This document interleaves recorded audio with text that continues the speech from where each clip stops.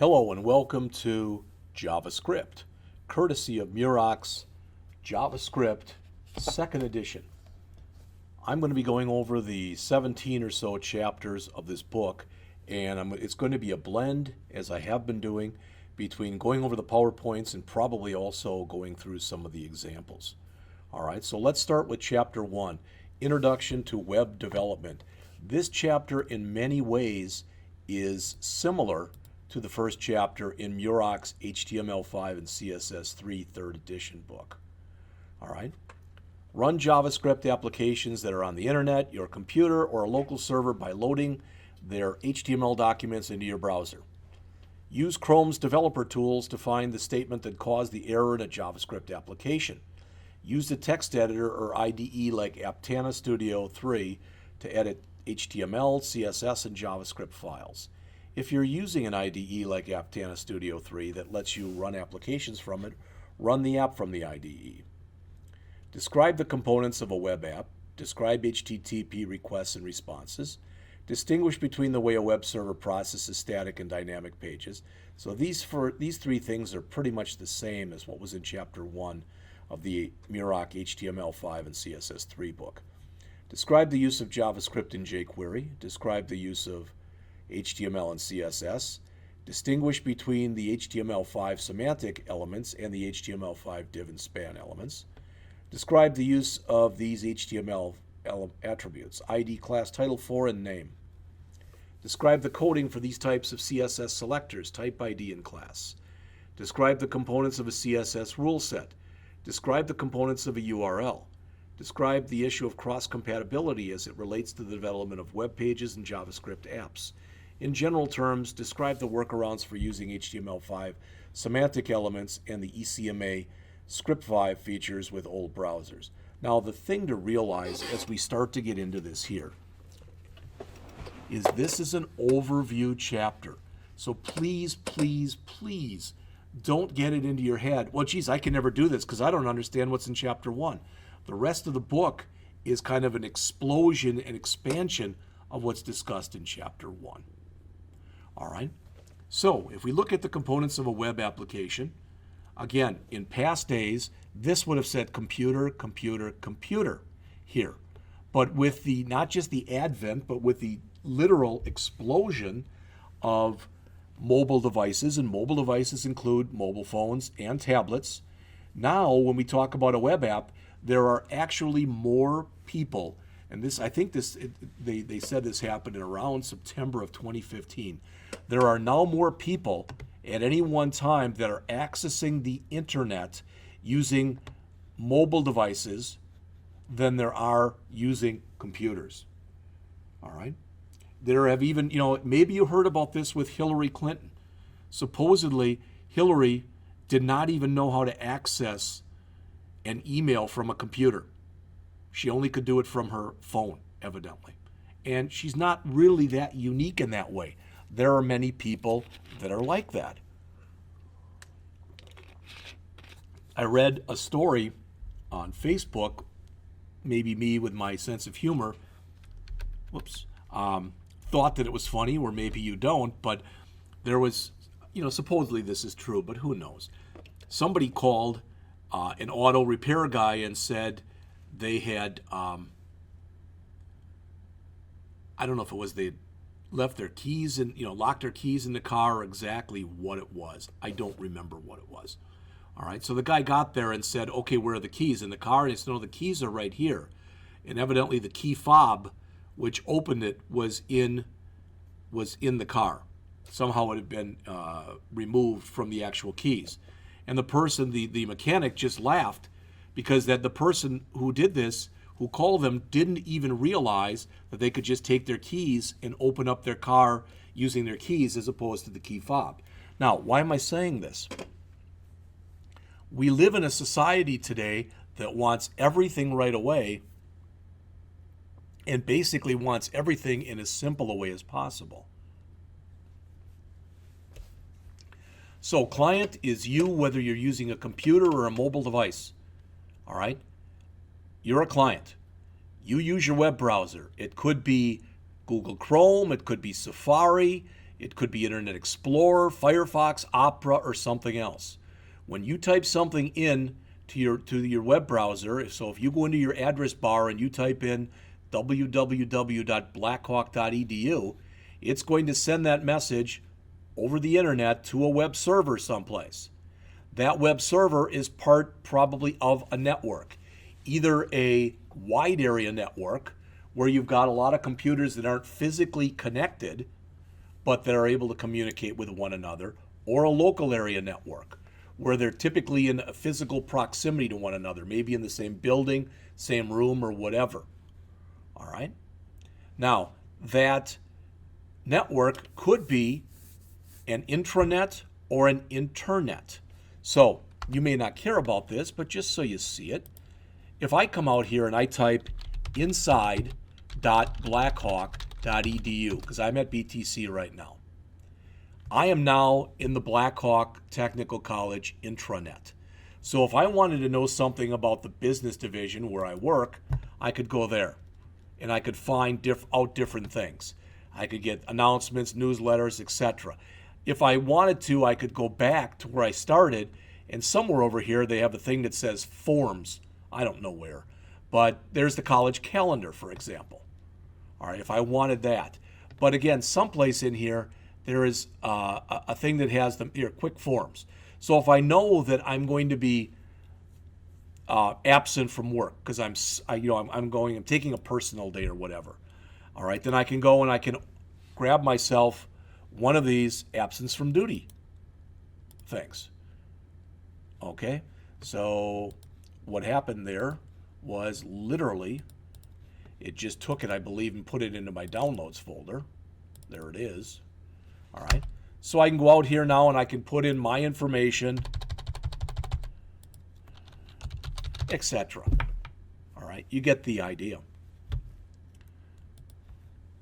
So an intranet is only available to select people.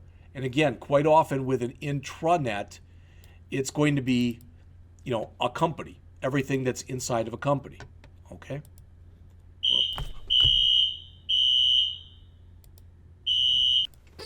All right, I may be the only person who is old enough to remember this, but years ago there was a show on television called The Outer Limits, where when it started, it said, don't attempt to adjust your television set.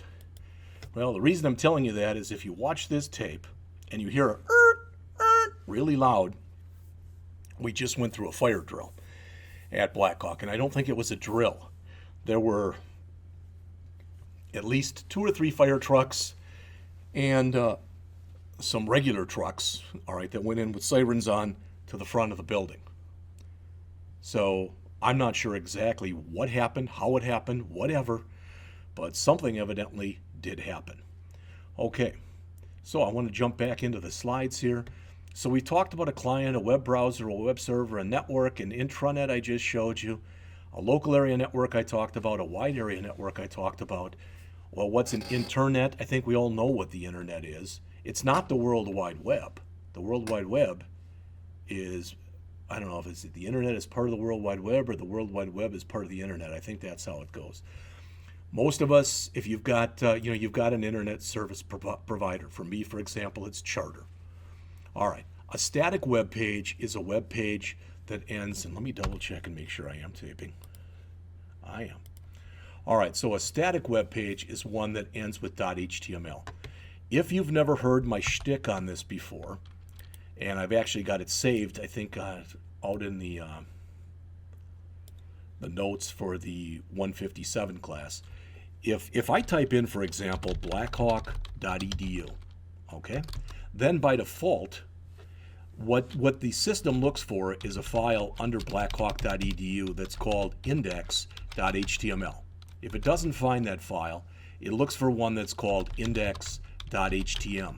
Back in the day, file extensions on the end could only be 3 letters. All right, that's when DOS and everything basically was DOS driven, disk operating system. If it doesn't find an index.html, then it looks for a default.html. And if it doesn't find that, here's a surprise, it looks for a default .htm. Now, if it doesn't find one of those, then it says this must not be a static page. So it starts to look and see if there is an index.php or an index.aspx or an index.jsp. What I'm getting to is when you've got a website and you've got files on that website that you access through HTML or HTML, those are static pages. So unless the person who's developed the site physically goes in there and changes the page could literally stay the same all the time. And that's a static web page. That's not what people typically want today. Back in the day, what you had a lot of times where people would have if you remember the old colored trifold type of things that people had, and maybe if you were a salesperson, you would walk around with those and pass them out type of thing, which was basically just an 8.5 by 11 piece of paper that was folded into thirds. All right. Well, that's what many companies did for their website, was they took that and put it out on a web page. That became one of these static files. But most users today, they want dynamicity. They want things that change. They want to be asked questions. What's your favorite color? And you can make the background color that color, etc. They want you to keep track of what you've ordered. So if something, Amazon keeps track of the books that you've ordered and the books you've looked at, etc. Why? Because it's a money-making thing for them, because they can go back then and say, oh, here are some recommendations for you based on what you've recently looked at or what you've recently bought, etc. That's the web being dynamic. All right? So again, if it ends in HTML, it's static. This is how a static page is basically processed. Now, if you look here, you're going to notice here's static, and then here's dynamic. They both have this part of the equation is the same. All right? So your browser, again, whether this is a desktop, a laptop, a tablet, or a phone, you put something in your address bar and you hit enter. That sends what's called an HTTP, which is an acronym for Hypertext Transfer Protocol. It sends a request that is going to be intercepted by a web server somewhere. That web server will be able to handle that, and it gives back the information that you look for and so you're requesting it, you're making an HTTP request, it comes back with a Hypertext Transfer Protocol response, and it generates HTML that it sends back to the browser. So HTML, the hypertext markup language, it is a language, but it's not so much a programming language as it is a markup language. Again, a static web page is one that typically over time does not change. The browser makes an HTTP request. The server comes back with an HTTP response. And once you see the web page on the screen, on whatever device the client here is using, that's rendering the page. All right, so here's an example of going out to Murox's site. All right, you can also have what I talked about before with this dynamicity.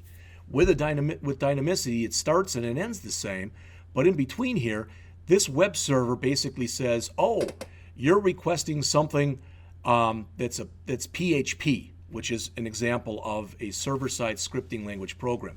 So it goes out and it calls a PHP server. Then maybe somebody else comes in with a .aspx, and that might have to call a server over here that's a different type of server. So a dynamic web page does not end with .htm or .html. It is a page that is got to go through with some kind of a server that's going to run some kind of a server-side scripting program. All right?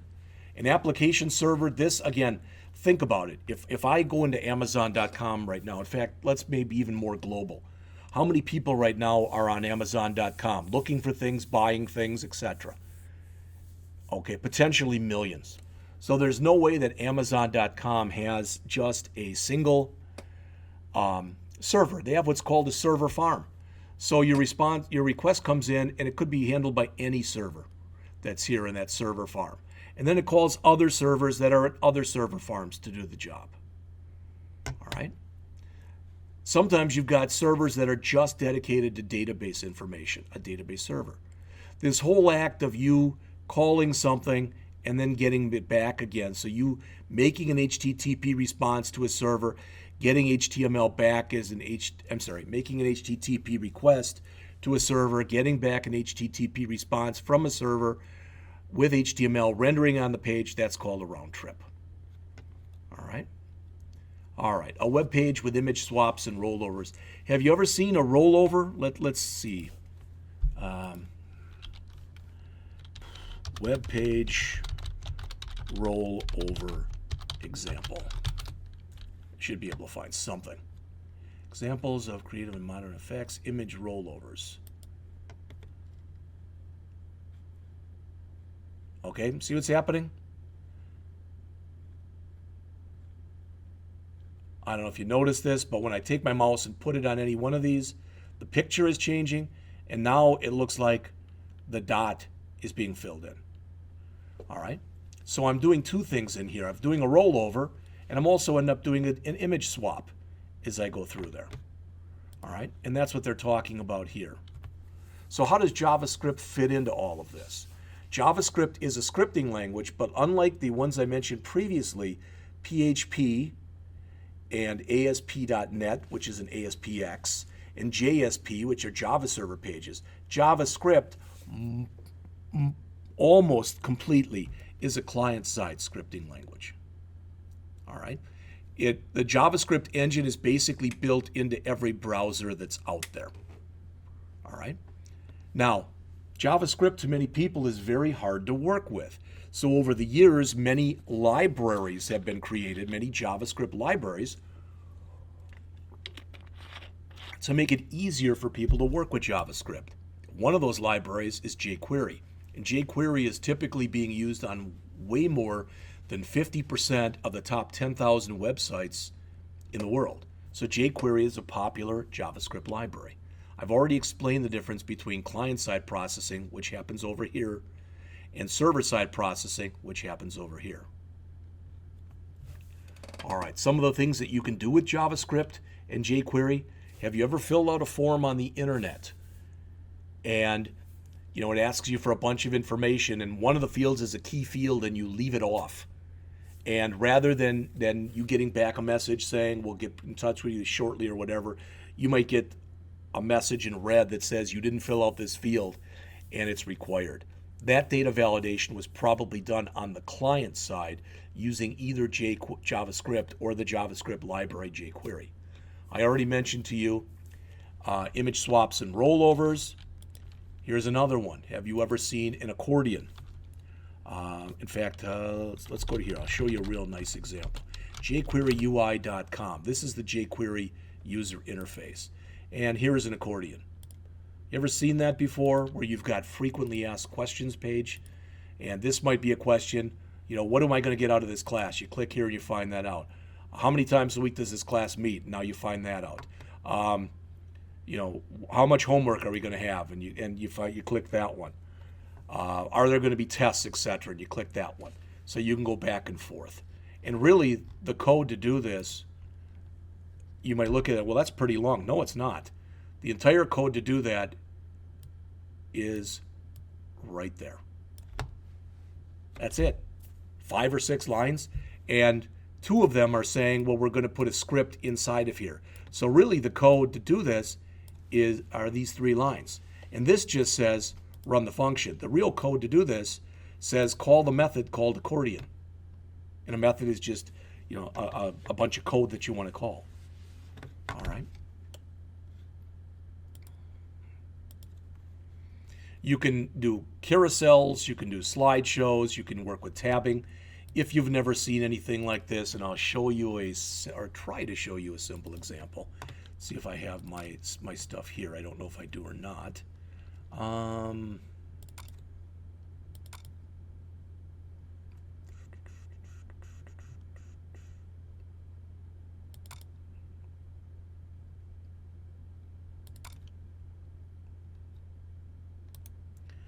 Just extract that. That doesn't hurt anything.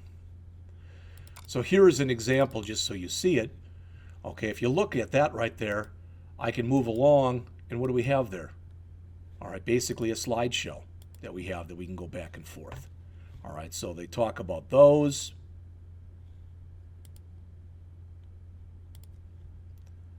All right, and tabs, if you've never seen that.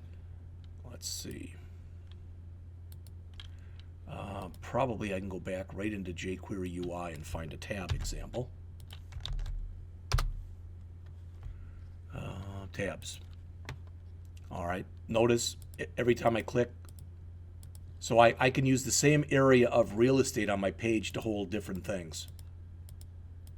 Okay, depending on the user's desire. And again, it may look like a lot of code, but the code to actually do that, again, is right in here. Not much code whatsoever. All right, JavaScript is actually under the control of what's called the ECMA, which is the European Computer Manufacturers Association. All right, so it's actually under the control of a European organization. Okay, here's a little bit of the stuff that's going on in here as far as the different versions. Okay, different other different things. We'll talk about some of this stuff as we go on in here. If you want to see the specification for the newest version, you can go out to here. So again, if I do this, come out here, that takes me out to the European Computer Manufacturer Association site and the JavaScript language specification. I can click here and it's going to give me a PDF that's got all the stuff that I might ever want to know about the language. 566 pages worth. So let's do a save as, and I will save that out to the P drive.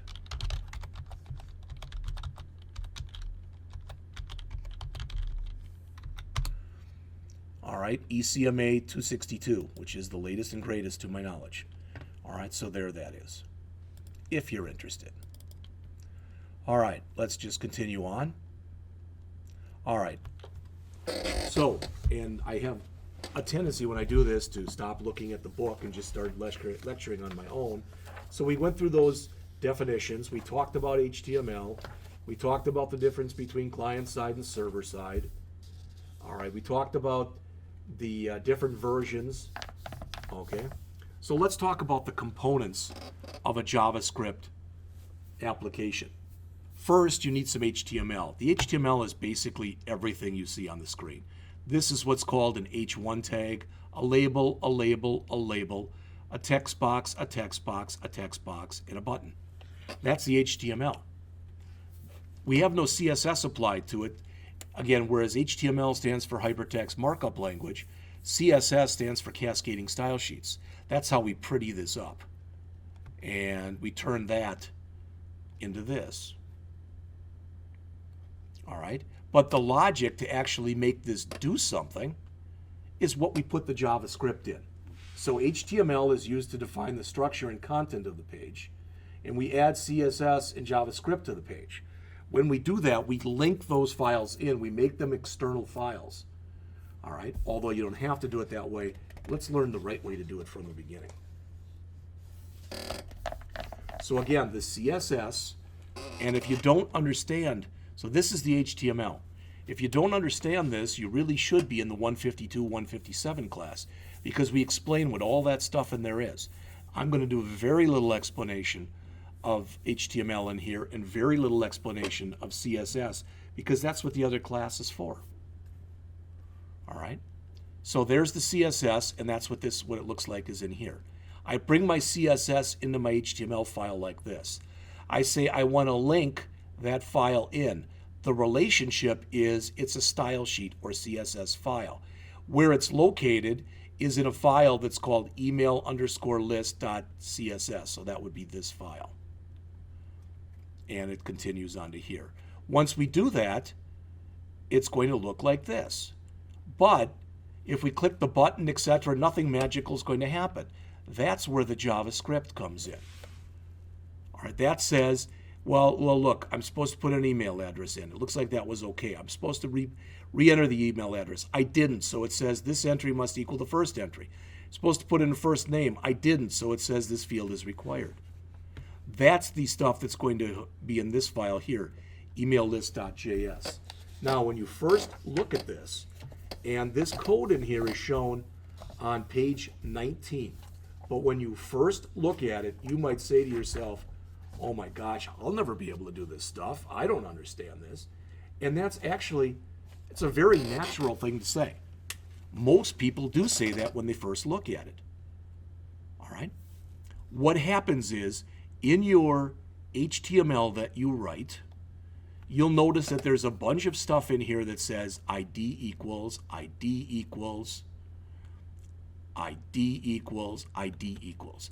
That's putting an identifier on those different things. So we want an identifier for this, an identifier for this, an identifier for this.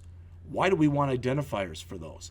So in our file, we can call a routine that's called document.getElementById, and we can ask for that identifier. And then we can use it to check. So what this code is doing in English is it says, okay, did we put a value in here? Is there an email address in that first location? That's what this is doing right there. All right? Then it says, did we put an email address into this second location? That's what this is doing. Then it says, did we put something inside of this first name box? And that's what this is doing. So to keep it simple, this is saying, was there anything in that first email address, what we call a text box? If there wasn't, we say this field is required. If there was something in there, then this is our error area here. So instead of putting in this field is required, we put in nothing, double quote, which is nothing. Then we do the same thing for so we did this for the email address 1, then we do the same thing but we check and we say, okay, is the second email address that we put in equal to the first one? If it's not, it doesn't matter if it's empty or not, but if they're not equal, say that they have to be equal to one another. And you see that's what we got here. This entry must equal the first entry. That was from the code right here. But if we did put something in there and it was the same thing in the second text box that we put in the first text box, then we're going to set our error area to nothing. Then we check and see, is there anything in that first name, that last text box? If there's nothing in there, like we had in the example, we put in, again, this field is required. Otherwise, into our error area, we say, no, put nothing in there. What this is doing is it's saying, did we have any errors? Okay? Did we have any errors? If we had no errors, submit the form. That's it. And don't worry about this right now because we're going to be going over all of it. All right? Now, this is probably, I'm on page 20 and 21 in the book, and this is probably, for the rest of this chapter, you're going to get more CSS in this chapter and more CSS and more HTML in this chapter than you will for probably the rest of the book combined. All right? So what I'm going to do, just so you know, and I did this already for the other class, but I'm going to do it for this class also. And that is, so let me close that. I have created presentations that I've given over the years in other classes, and they're right here. And I'm going to copy those just like I did. They're already in the folder structure here for CIS. They're already here under CIS 152, 157, fall 2016. There they are. But I'm also going to take them and copy them to 152, 119, fall 2016. There's that ECMA document that I just put in there a few minutes ago. And now there are those documents. So what are those documents? Well, there are 3 of them. They're PowerPoint presentations. All right, the first one, as you can see here, just gives you a little bit of the history of HTML5, how you use it, why you use it, and it goes over the major sections that are discussed right now in the textbook we're looking at. All right, so there's links for all that stuff. So if you want more than what the book gives you, you can go there. The second one is more of the same, but it talks about differences in what are called some of the HTML attributes. All right, so it goes through and talks about even more stuff and new stuff that was added for the newest version of HTML, which is HTML5. Fig and fig caption, mark, progress, meter, time, details.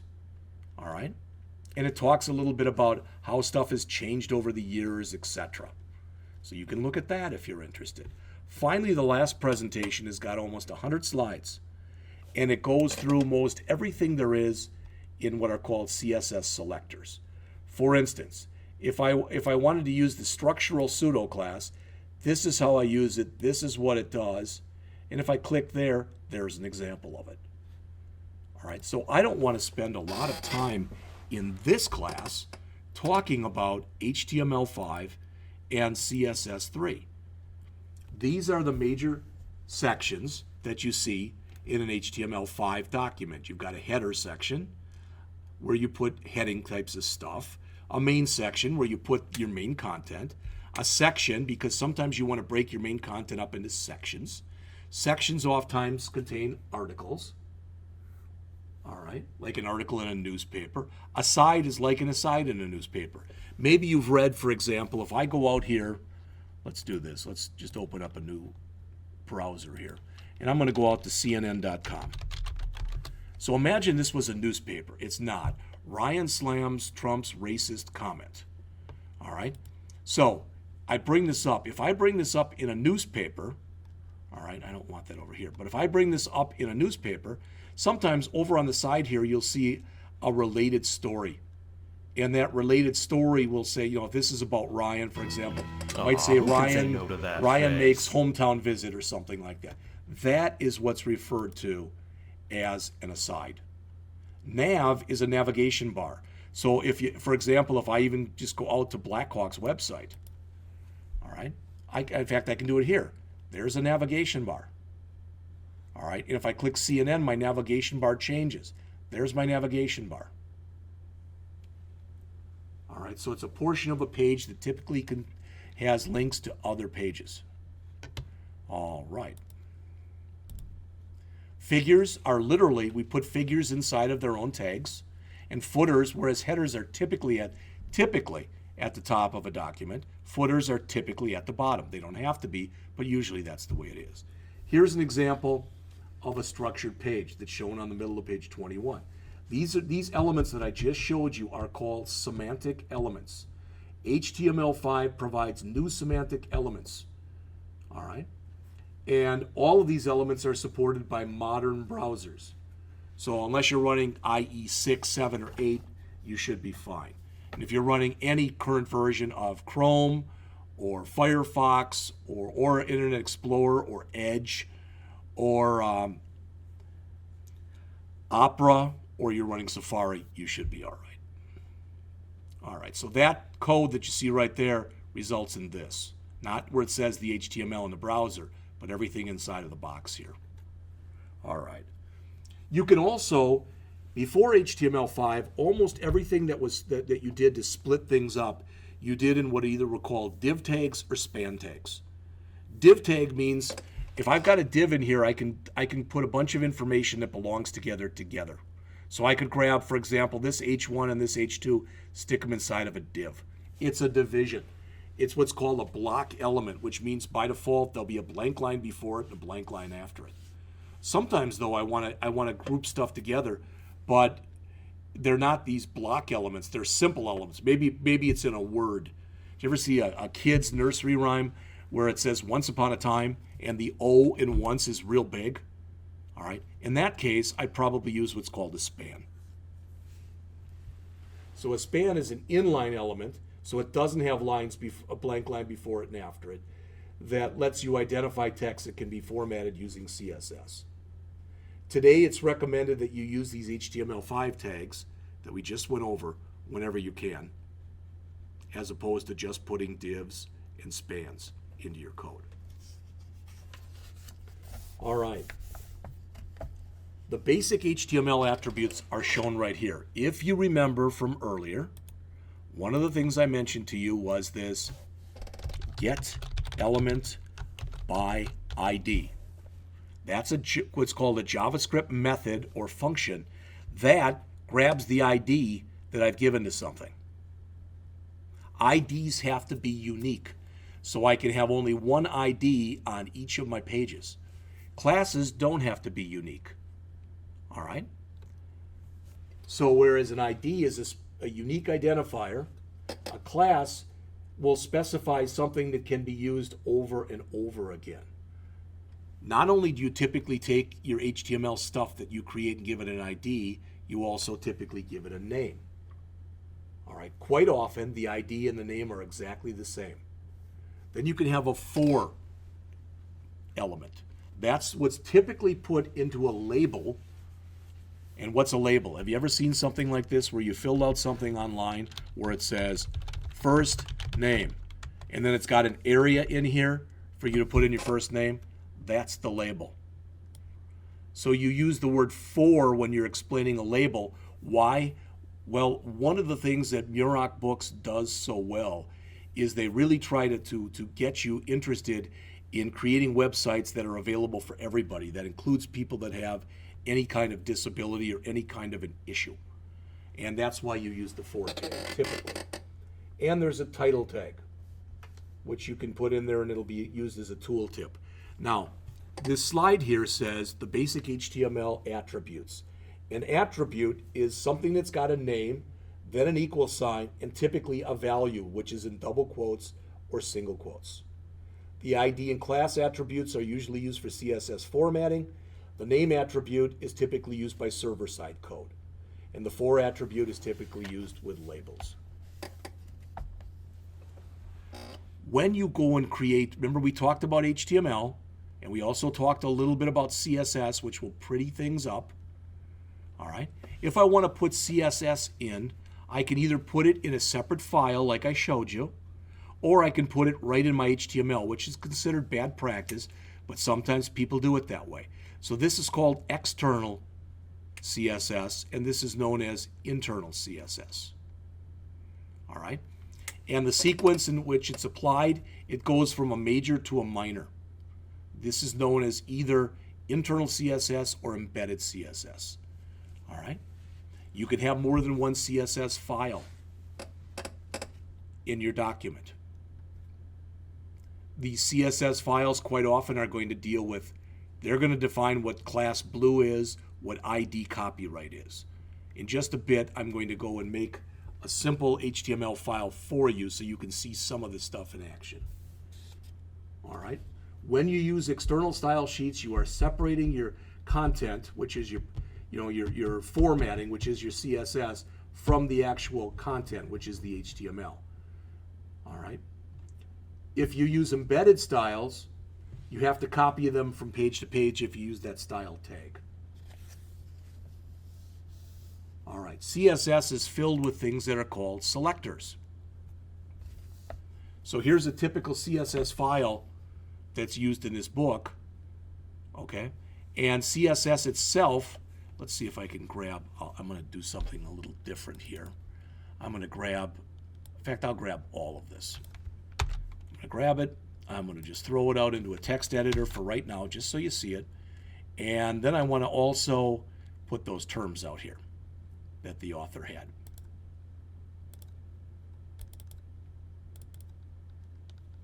And that's here.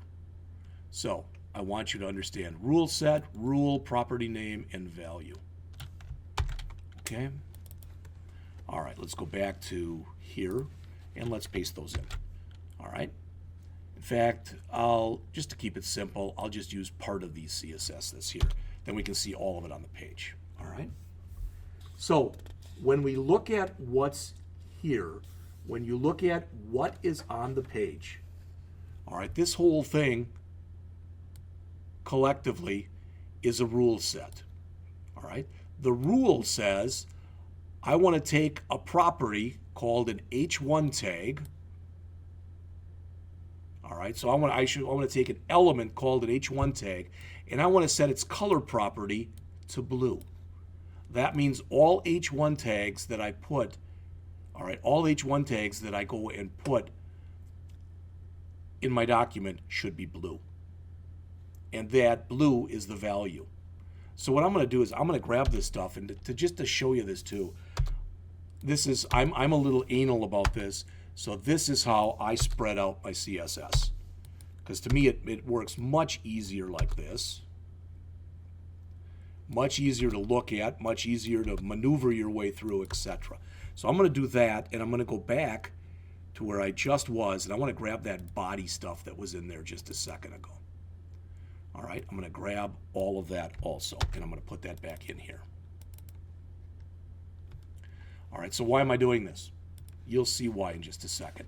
Now, in the book, what the author did was gave you this email application. I'm not going to write that, but I'm going to save this, and I'm going to save it to my desktop, and I'm just going to call it styles.css. And notice once I hit enter, watch how the coloring here changes. It says it already exists. Do I want to replace it? No, I don't know what's out there already. So I'll call it styles2.css. All right, so you can see how the color changed. All right, now I'm going to come in here and write a very quick little HTML page. You don't have to worry about what this stuff is doing right now. And I'm not being real specific as far as what I'm putting in here.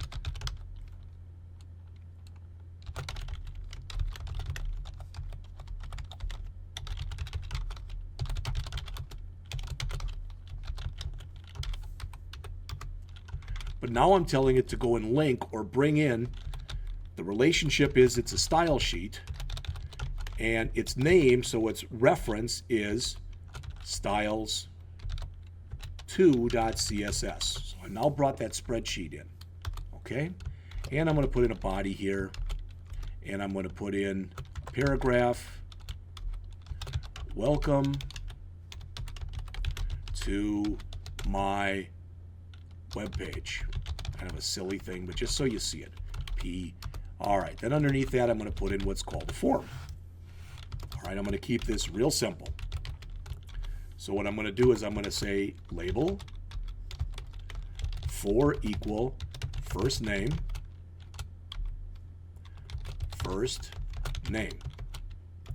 All right, input type equal text. Name equal first name ID. I'm going to just put this on the next line because otherwise I'm going to run out of room. ID equals first name, and that should be good, I believe. I'm going to put a couple more things in here.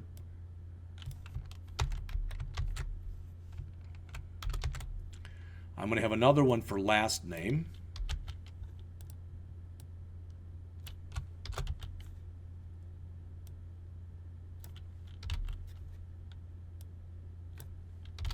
And finally, I'll have one more in here that I'll just call email.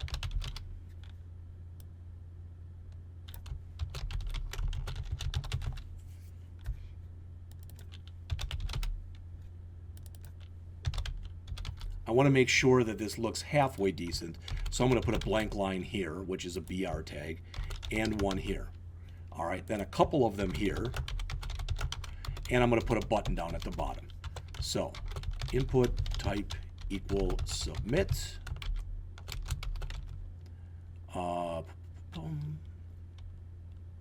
Value equal submit. Name equals submit. ID equals submit. That's going to be everything. All right.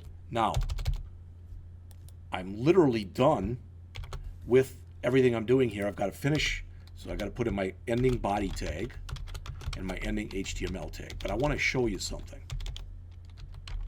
All right. So I'm going to save this, and I'm just going to call it form.html. Form.html. Okay? Again, you see how the colors change. But for right now, I want to take this line where I linked in that spreadsheet, and I want to do what's called commenting it out. It's in green there, which means it's just skipped.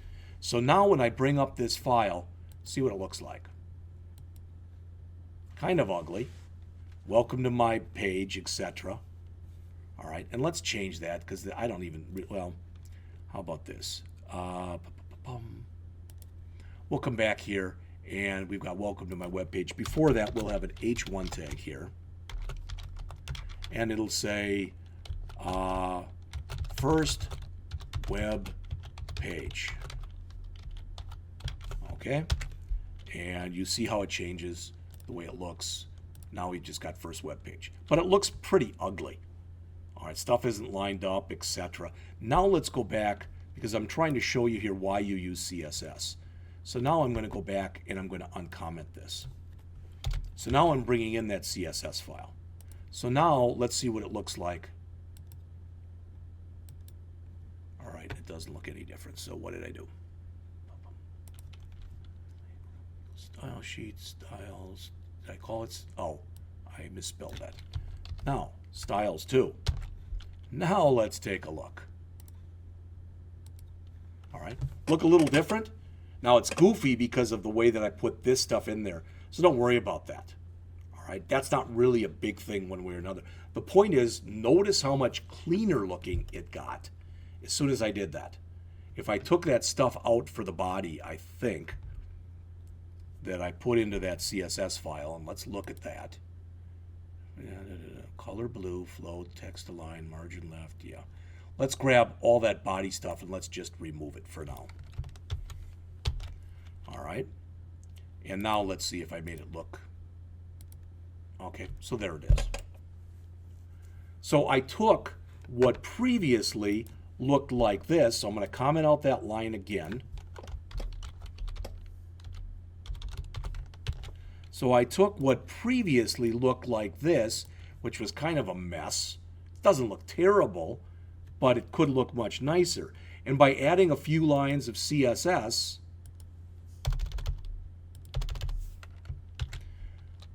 I converted this into this. All right? Just so you can see what's going on here. All right.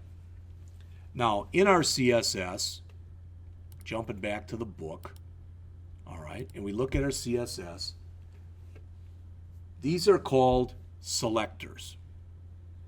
Okay? If I wanted to use one of these IDs, for instance, ID equal first name, what if I wanted the first name for some reason? What if I wanted that text to be orange? I don't know why I'd want to do that, but what if I wanted to do that? I should be able to come in here then and say,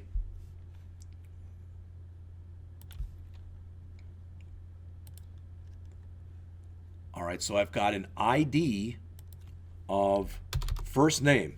ID start with a pound sign, so first name, and I'm going to say in here that the color, and that means my text color, should be orange. All right, so I'm going to refresh this. Now I'm going to type in my last name. You notice it's black, and my email address. You notice that's black. But if I try typing in here, do you notice how it's orange? All right. What if I wanted all of them to be orange? Everything that was in here. What if I just love orange and I wanted all that stuff to be orange? Then I could create my own class that was called, for example, orange text. And I wouldn't make it an ID, I'd make it a class. So I put a period before it. All right. Now, if I come back to here and I look at my actual code, now where we've got ID equals first name, etc. In my form, I'm going to say class equals orange text. Save that. Let's grab this. Let's refresh. See how it changed everything that was inside of there, including, well, I guess it's not grabbing this. But it grabbed all the stuff directly underneath it. Again, would I want to do that? Not necessarily, but I'm just showing you some of the stuff. So when you have an ID at the beginning, it's an ID selector. When you have a class at the beginning, it's a class selector. Now the focus of this book is JavaScript, not CSS. All right? So for most of the applications that are in the book, the CSS isn't even going to be shown, just so you're aware of that. All right? So let's take a look at that example that was here, not the one we created. I'm just going to get rid of that one. I don't need it anymore. But what I want to do is I want to come back, and let's put this kind of in perspective here. So I'm going to come here to the P drive, CIS 152, 119, fall 2016. You have all the code that's in the book under source code, book apps. So I'm going to grab the chapter 1 stuff and just drag it out here, copy it here. All right, so there it is. And this is the email list. So let's open up all of these. So here's the CSS. Not much in there, not much more than what we had. In fact, I think it's everything we did have. This is join.html. So when we click the button, when everything works, it should come back and say, thanks for joining our email list. All right. This is the code that you saw earlier. All right, this is the HTML form that's going to build. So in other words, that's the code that builds this. All right. And this is the JavaScript that we put in. So how does all this stuff work together? All right, so I bring this up. Remember, without the CSS in here, this would have looked pretty darn ugly, if you don't believe me. And I like that when people challenge me. Well, I don't believe you. I don't think it would have looked bad. So I'm going to come up here, and there's our line where we're adding our CSS. I'm going to comment out just that one line. Just that line. Then come back to what we had. So that's what it would look like without our CSS. It would still work, but that's what it would look like without the CSS. All right. So putting that CSS back there made it go from this. And if I click this thing here that kind of looks like a circle or whatever you call it, that means refresh or reload the page, to this. So that's how the HTML and the CSS work together. Now, if I come in here, it really isn't looking for a valid email address. It's just looking for something. So I can type Jeff in here, and I can type Jeff in here, and I can type Jeff in here. And notice it comes in, thanks for joining our list. When we were back here, we were on a page called index.html. All right, but if I put in here Jeff at blackhawk.edu, and then this other one I put jscott at blackhawk.edu, now it says this entry must equal the first entry. So now if I make them the same, now it says thanks for joining our list. But if I leave this blank, it says that field is required. That's the JavaScript part. That's giving it the brains. That's the logic of the program. All right? When you develop a JavaScript app, you usually store it on your own computer and not the internet. It's much easier to test it that way. There's a lot of different ways that we can run this. To me, the easiest way to run it is what I showed you. That is to be in something here like this is Notepad++ and click Run, and then just launch in Firefox or IE or Chrome, etc. Any one of those. If I don't want to do that, I can come to my file itself where it says index.html, and I can double click on it, and again it brings it up, and you can run it that way. All right. Well, what if I ran it and I thought, you know what, there's some kind of an error in here. I don't know what the error is, but there's something wrong in here. Then what I can do is I can bring up what's called a debugger. If you've never heard the story before, years ago, one of the first brightest people ever that was involved with computers was a woman in the U.S. Navy named Grace Hopper. All right, she was, I think, a commander general or something like that. But she's about 4.5 feet tall and unbelievably intelligent. All right, she was working on a computer program back in the days when a computer was the size of a room, and it had the big vacuum tubes and the like in it. And she couldn't figure out, she was getting a wrong answer when she ran her program. So she checked all the tubes and everything was working. She basically went to the back of the computer and almost took it apart. And what she found was behind one of the tubes, when she took it out, stuck in there was a dead moth.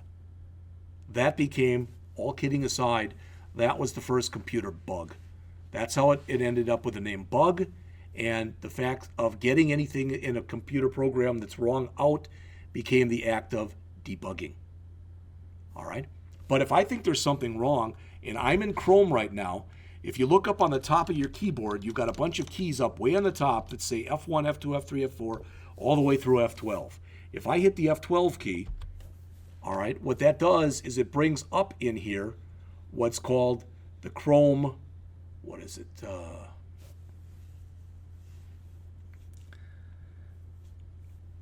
I don't know if it's the Chrome debugger, but that's basically what it is. All right, so I can click here now, and I can click, for example, elements, and then I can click here, okay, and I can put in something, and it's showing me everything that's involved with what's in here. See that? It shows me all my setups and stuff. We're going to talk about this in a later, I think it's chapter 5, we go through debugging, but I just wanted to show that to you. You hit F12 to start it, you hit F12 again to stop it. It's Chrome Developer Tools is what it's called. All right. If I go and run this program again, so I think I can close all this. But if I go and bring up this program and run it again, the index file, all right, so I'm going to remove these files. All right, so if I go back to the index file and I say run, and I say launch in IE, that means run it in Internet Explorer. It's going to look virtually the same, but not exactly the same. I know that sounds kind of stupid, but what I'm getting to is this stuff actually looks a little bit different in different browsers.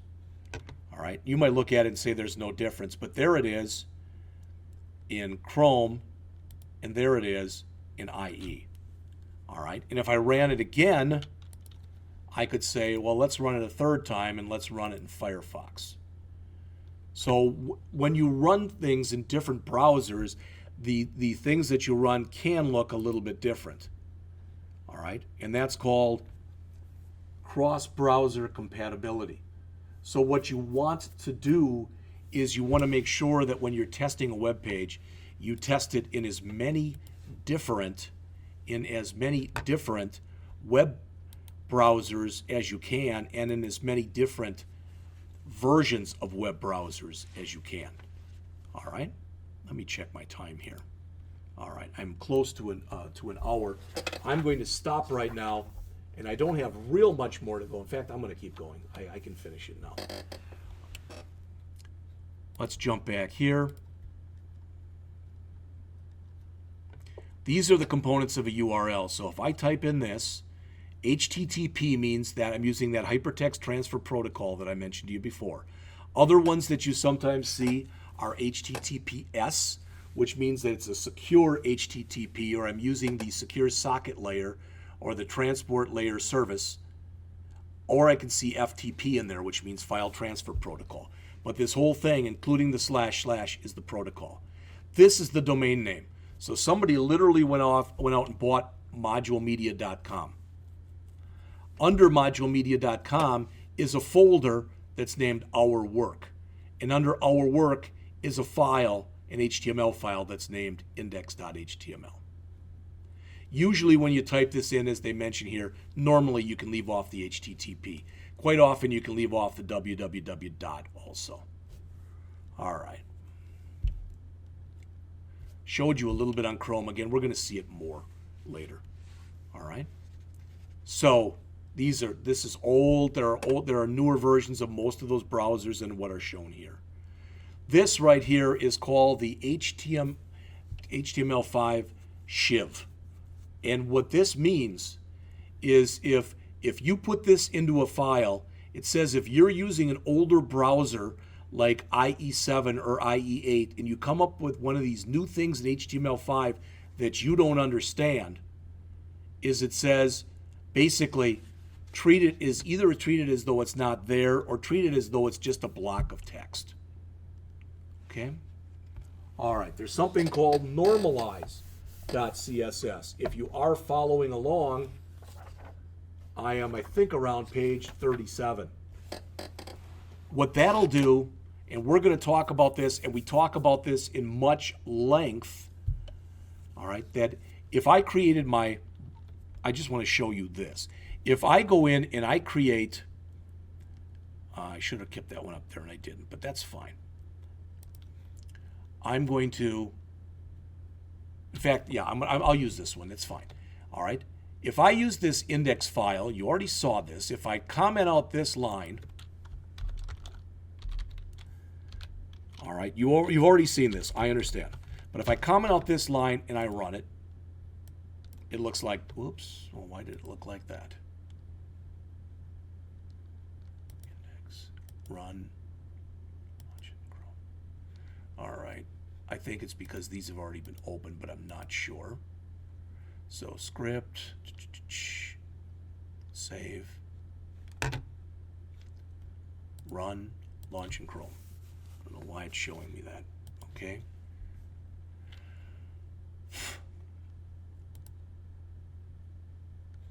Let's close this and reopen it.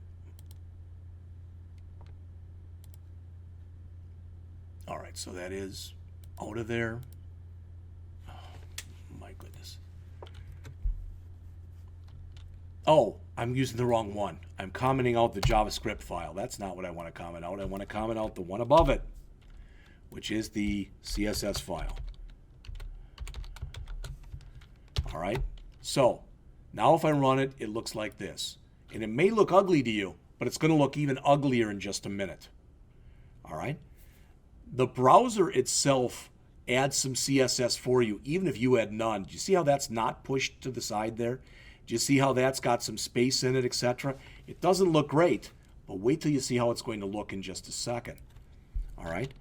I'm going to put in what's called a CSS Reset File. All right? And what that's going to do is that is going to remove every bit of stuff that the browser puts in as its own built-in CSS. So I'm going to save that. All right, I'm going to, I think we had this out on the desktop. I'm going to put in here reset dot CSS. All right, now watch this. I'm going to go back to my index file, and now I'm going to put in here link rel equal style sheet href equals reset.css. So here is our file with absolutely no CSS in it whatsoever. Oh, come on, stop making me a liar.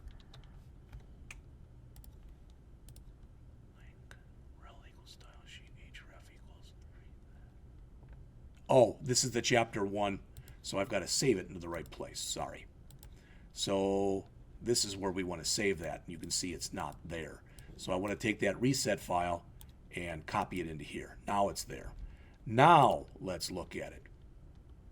There's your file that's been totally reset with nothing added to it whatsoever. And you can see how doggone ugly it is. So what a lot of developers do is they first add the reset file to turn everything off. Then they add their own CSS file.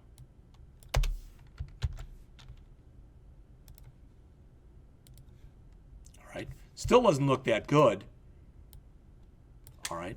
I'd have to fix that. Please join our email list, but it looks a lot more like it did to begin with. All right. And you'll see the way it looks right now. If I comment out the reset file, and the reset file must come first. All right. So with that reset file commented out, there you go. All right. We're making progress. Now, the next thing that they talk about in here, and I've mentioned most of these, is Aptana. Aptana is a free, what's called an integrated development environment that you can use if you want to. You can use, all right, for creating all of your stuff in here. You can go out to aptana.com, I think it is. It's Aptana Studio 3, and you can get a free version. I'm not going to use it. To me, it's just as easy to just use what's Notepad++, which is what I've been using. So the rest of the chapter talks all about Aptana. So you can look at that, and if you have an interest, feel free to use it. That's it for Chapter 1. in just a couple minutes, so I can close this, not save. I want to bring up Chapter 2, and we're going to go into getting started with JavaScript. All right, so I'll come back with that chapter in just a couple minutes.